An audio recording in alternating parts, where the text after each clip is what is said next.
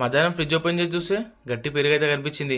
ఇక పెరుగుతో ఏం చేద్దామని చెప్పి ఆలోచిస్తుంటే పెరుగన్నం చేద్దాం కదా అని చెప్పి ఒక థాట్ అయితే వచ్చింది. ఫస్ట్ అయితే రైస్ అయితే ఉడికించుకుని మెత్తగా, ఆ తర్వాత ఒక గ్లాస్ పాలు, ఇంకో గ్లాస్ పెరుగు అయితే పోసుకొని మెత్తగా కలుపుకొని, ఎంత మెత్తగా కలుపుకుంటే అంత మంచిది, మనకి టేస్ట్ అంత మంచిగా వస్తుంది.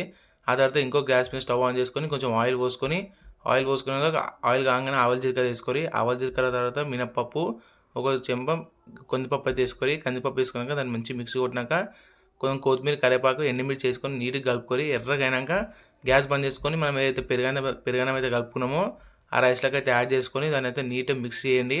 ఎంత కలిపితే అంత మంచిగా నీట్గా కలపండి. కిందికి పైకి మొత్తం మంచి నీట్గా కలిపిరనుకో వేడి వేడి పెరుగన్నం అయితే రెడీ అయిపోతుంది. ఇక వేడి వేడి పెరుగన్నం చల్లగా అయినాక తీసుకొని ప్లేట్లో పెట్టుకొని తింటుంటే టేస్ట్ మాత్రం అద్రిపోయింది గాయ్స్.